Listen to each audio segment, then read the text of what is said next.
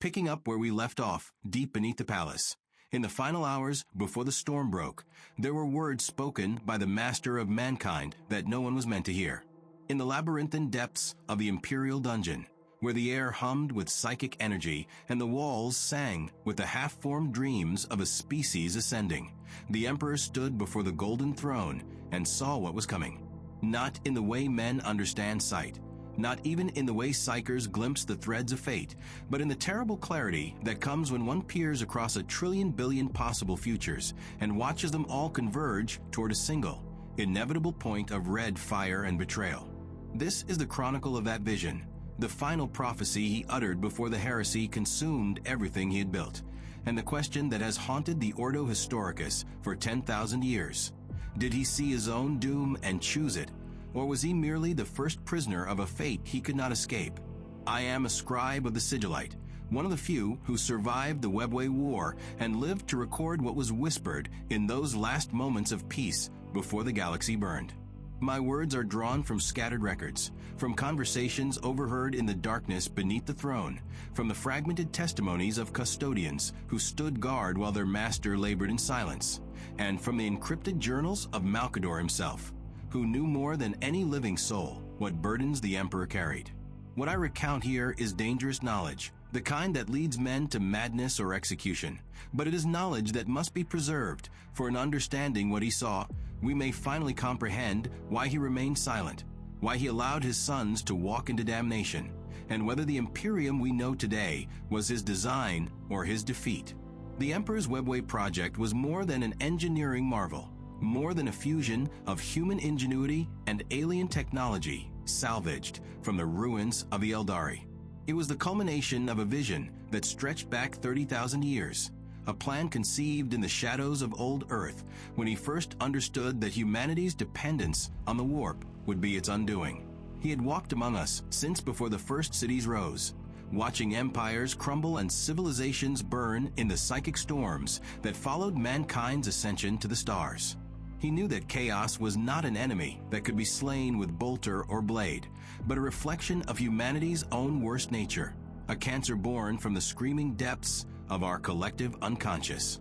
The only way to survive, he concluded, was to sever humanity's connection to the warp entirely, to build a network of tunnels through which our ships could travel without ever touching that roiling sea of nightmares.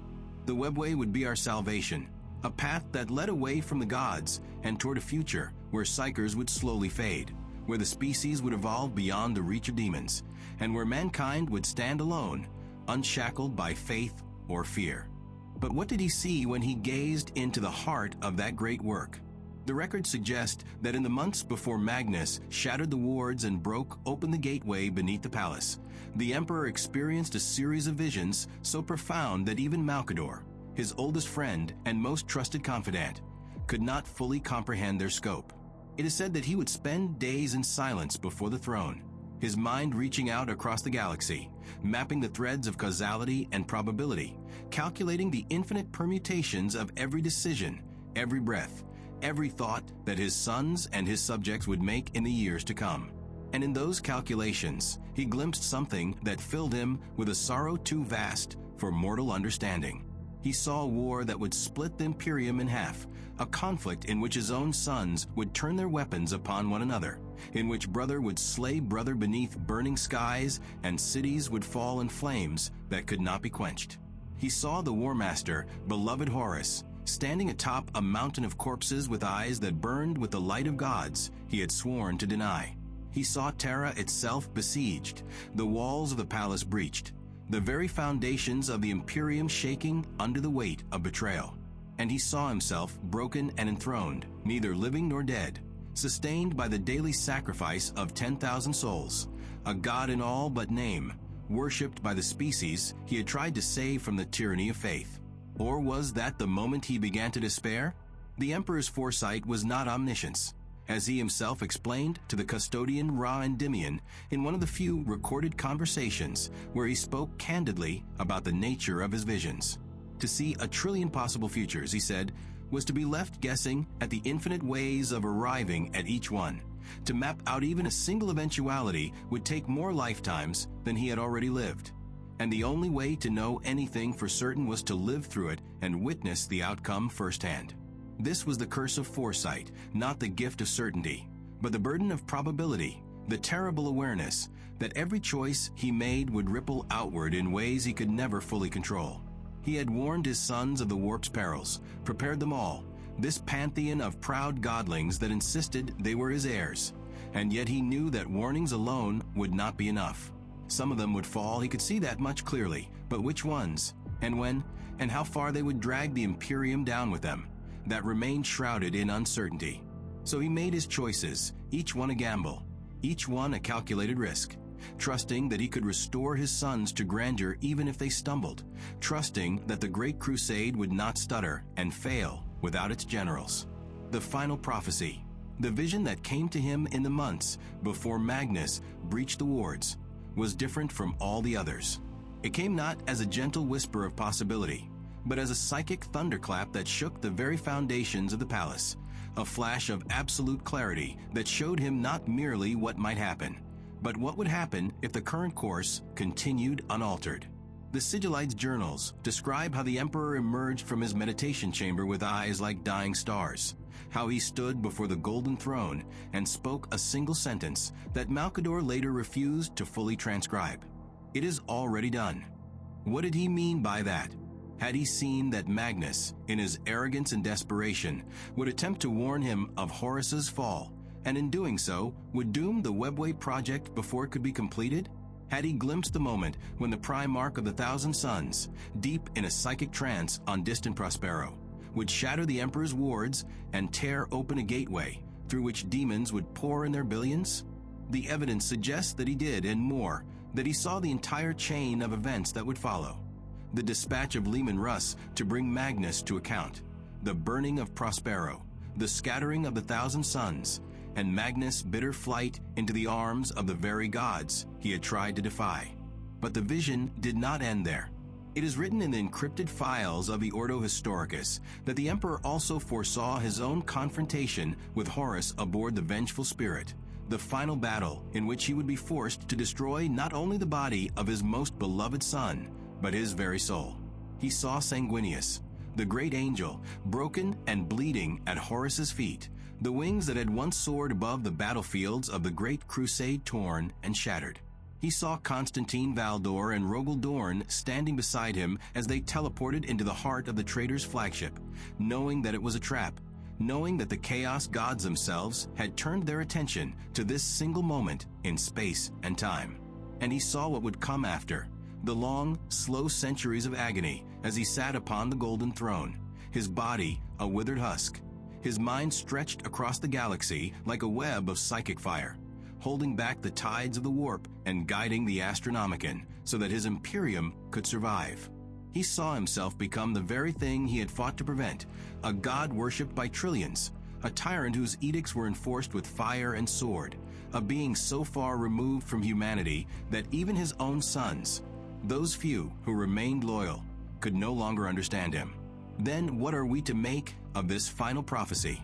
The scholars of the Ordo Historicus have debated this question for millennia, and their conclusions fall into three broad interpretations, each one as plausible and as terrible as the last.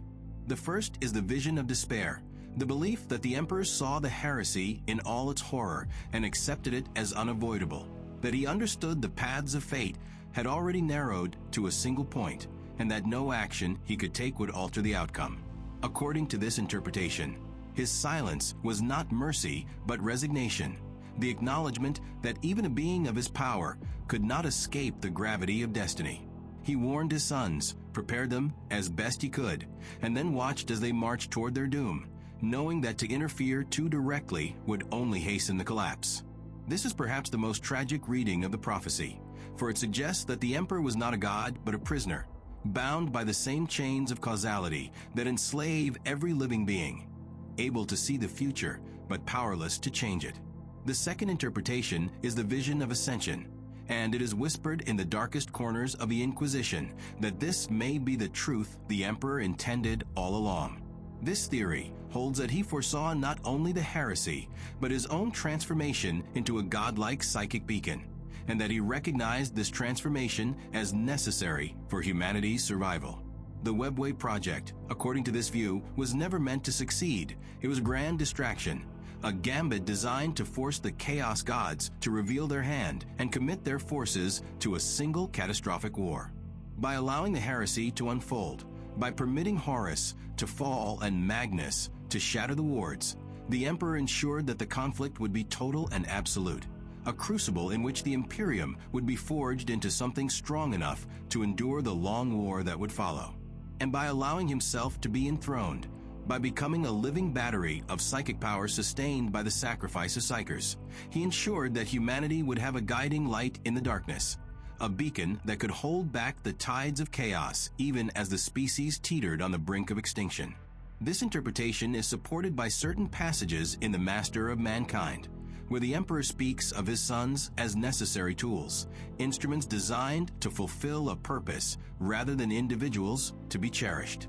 If this is true, then the Emperor's silence was not despair but calculation, the cold, ruthless logic of a being willing to sacrifice everything, even his own humanity, to ensure that the species would survive. The third interpretation is the most unsettling of all, and it is whispered only by those who have delved too deeply into the forbidden archives beneath the palace. It is called the Vision of Renewal, and it suggests that the Emperor saw beyond the heresy, beyond even his own entombment, to an age when the Imperium would be reborn by those yet unborn. Some claim that he glimpsed the return of Robot Guilliman, the avenging son, who would rise in the dark days of the 41st millennium and take up the mantle of leadership that his brothers had abandoned. They point to Guilliman's own words, spoken after his resurrection, when he stood before the golden throne and realized with horror that the Emperor had known all along, that every atrocity, every sacrifice, every betrayal had been foreseen and accepted as the price of survival. He knew, Guilliman whispered, he always knew. But did he see the Imperium Sanctus, the realm of faith and fire that Guilliman would struggle to rebuild? Or did he see something even further beyond, a final transformation in which the Emperor himself would die and be reborn as something new, something neither man nor God, but a force of pure will that could finally sever humanity's dependence on the warp? This is the vision that haunts the scholars, the possibility that the Emperor's prophecy was not about the heresy at all, but about a future so distant that even now, 10,000 years later, we are only beginning to approach its threshold. There's one other piece of evidence that must be considered, a fragment of dialogue recorded by the astropath Kai Zulain in the days after Magnus shattered the wards. Kai was a survivor of the Argo, a ship that had been lost to the warp, and he carried within his mind a vision so terrible that it had driven him to madness. The thousand-sun sorcerer Atharva believed that this vision held the key to proving Magnus' loyalty, and he orchestrated a daring escape from the Imperial dungeon to bring Kai before the Emperor. When at last Kai stood in the presence of the Master of Mankind, he spoke the words that had been burned into his mind. I have seen the Emperor slain, and I have seen the galaxy burn. The Emperor's response was not recorded, but Kai took his own life immediately afterward, convinced that to speak the full vision aloud would plunge the Imperium into despair. What did Kai see that the Emperor had already seen? Was it confirmation of the prophecy, the final piece of a puzzle that had been assembling itself for decades? Or was it something else entirely? A glimpse of a future that even the Emperor had not fully anticipated? The Master of Mankind once explained to Constantine Valdor that foresight was not the ability to know the future, but the burden of seeing 1 trillion possible futures and being left to guess at the ways of arriving at each one. This is the paradox at the heart of the Emperor's final prophecy. He saw what was coming, but he could not know with certainty how to prevent it, or even if it should be prevented. Every warning he gave to his sons, every precaution he took, every decision he made to trust or to withhold trust was a gamble, a roll of the dice in a game where the stakes were the survival of the species itself. And when Magnus breached the wards and the demons poured through, when the Webway project collapsed, and the Emperor was forced to take his place upon the golden throne to hold back the tide, he knew that the prophecy was coming to pass. He knew that Horus would fall, that Terra would be besieged, that he himself would be broken and enthroned. And he knew that there was no turning back, no way to undo what had been set in motion. But there is another layer to this story, one that touches on the darkest secret of all, the Dark King. In the final moments of his confrontation with Horus aboard the Vengeful Spirit, the Emperor was on the verge of a transformation that would have made him a god in truth, a being of such terrible power that he would have eclipsed even the chaos gods themselves. This entity, the Dark King, was the culmination of all the Emperor's ambition, all his ruthlessness, all his willingness to sacrifice anything and everything for the sake of humanity's survival. But it was also his doom, for to become the Dark King was to embrace the very tyranny he had fought against, to become a god of brutal, authoritarian control who would rule over humanity not as a savior, but as a master. It was Ollanius Pius, the humble perpetual who had walked beside the Emperor since the days of ancient Earth, who stayed his hand and convinced him to relinquish that terrible power, to cast aside the burgeoning identity of the Dark King and embrace hope instead, even at the risk of losing the war. The Emperor listened, and in that moment he severed a fragment of his own soul, the piece that held his compassion, his loyalty, his hope for a better future.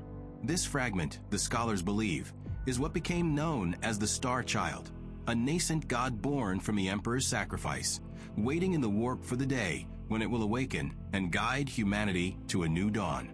Did the Emperor foresee this moment as well? Did he know, even as he labored in the depths beneath the palace, that the Webway project would fail, that he would face Horus aboard the Vengeful Spirit, and that he would be given the choice between godhood and oblivion?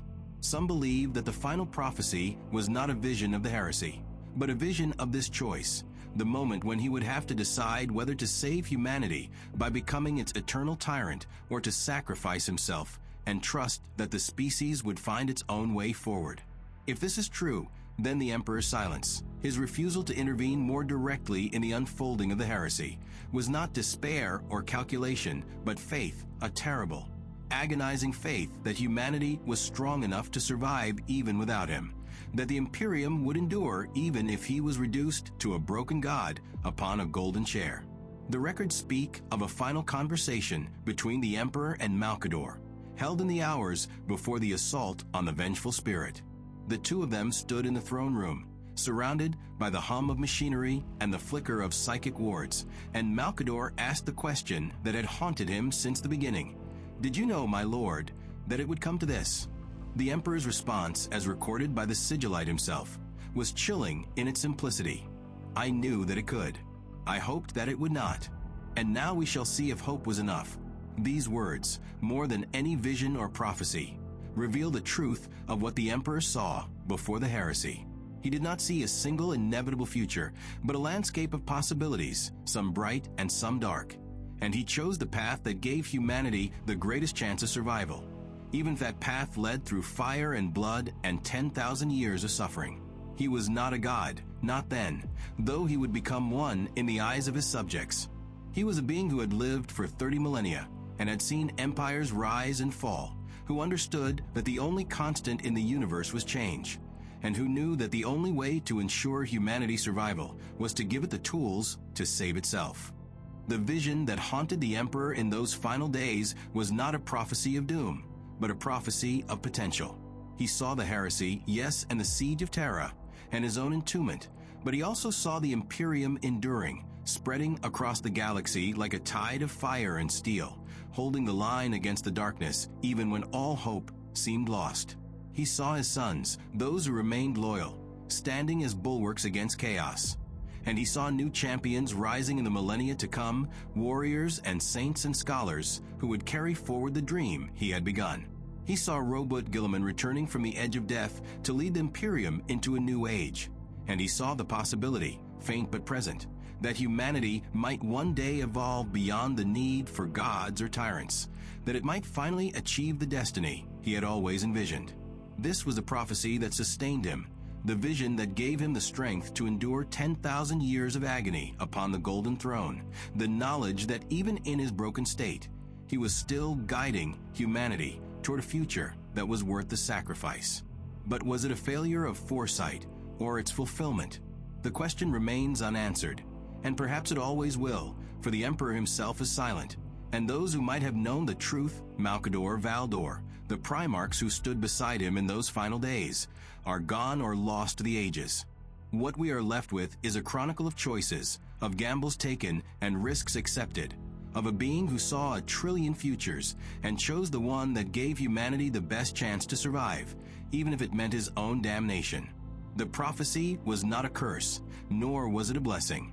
It was a map, a guide through the labyrinth of fate, and the Emperor walked that path knowing that every step brought him closer to the moment when he would have to choose between godhood and sacrifice, between control and hope. In the end, the Emperor's last prophecy was not about what he saw, but about what he chose to do with what he saw.